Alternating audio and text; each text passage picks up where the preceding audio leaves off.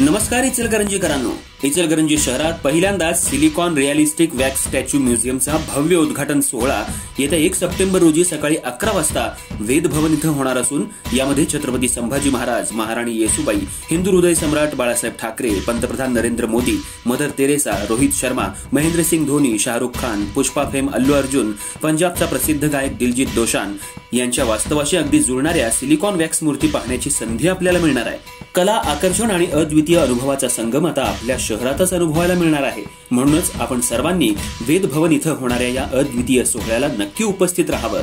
इचलकरंजीत एक नवीन पर्व सुरू होतंय आणि या पर्वाचे साक्षीदार व्हा तुम्ही सुद्धा।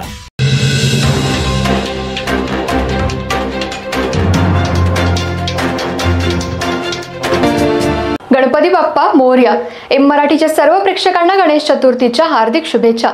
नमस्कार, मी तेजस्विनी मगदुम। एम मराठीमध्ये आपल्या सर्वांचं स्वागत आहे। पाहूया ठळक घडामोडी। इचलकरंजी शहरातल्या व्यंकोबा तालीममध्ये क्रीडा दिन मोठ्या उत्साहात आणि जल्लोषात साजरा करण्यात आला।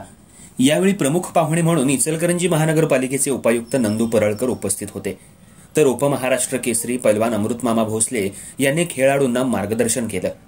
कार्यक्रमाची सुरुवात हॉकीचे जादूगार म्हणून ओळखले जाणारे मेजर ध्यानचंद यांच्या प्रतिमेला पुष्पहार अर्पण करून करण्यात आली। राष्ट्रीय क्रीडा दिनानिमित्त दरवर्षी देशभरात विविध ठिकाणी क्रीडा उपक्रम आयोजित केले जातात। त्याचाच एक भाग म्हणून व्यंकोबा तालीममध्ये या वर्षीचा क्रीडा दिन साजरा करण्यात आला। यावेळी बोलताना उपायुक्त नंदू परळकर यांनी खेळ आणि खेळाडूंचं महत्त्व अधोरेखित केलं। त्यांनी सांगितलं की खेळाडूंना उत्तम सुविधा मिळाव्यात यासाठी महापालिकेकडून लागेल ती मदत करण्यात येईल। क्रीडा क्षेत्रात शहरातल्या तरुणांनी मोठ्या प्रमाणावर पुढे यावं, जेणेकरून राष्ट्रीय आणि आंतरराष्ट्रीय स्तरावर शहराचं नाव उज्ज्वल होईल, असं आश्वासन त्यांनी दिलं। यानंतर उपस्थितांना मार्गदर्शन करताना उपमहाराष्ट्र केसरी पैलवान अमृतमामा भोसले यांनी आपल्या अनुभवातून कुस्ती आणि क्रीडा क्षेत्रातील कष्ट, त्याग आणि शिस्तीबाबत माहिती दिली। त्यांनी तरुणांना कष्ट करून पैलवान होण्यासोबतच शारीरिक तंदुरुस्ती राखण्याचं आवाहन केलं। तसंच खेळ हा केवळ व्यायामाचा भाग नसून तो व्यक्तिमत्व विकासासाठी उपयुक्त असल्याचंही त्यांनी नमूद केलं।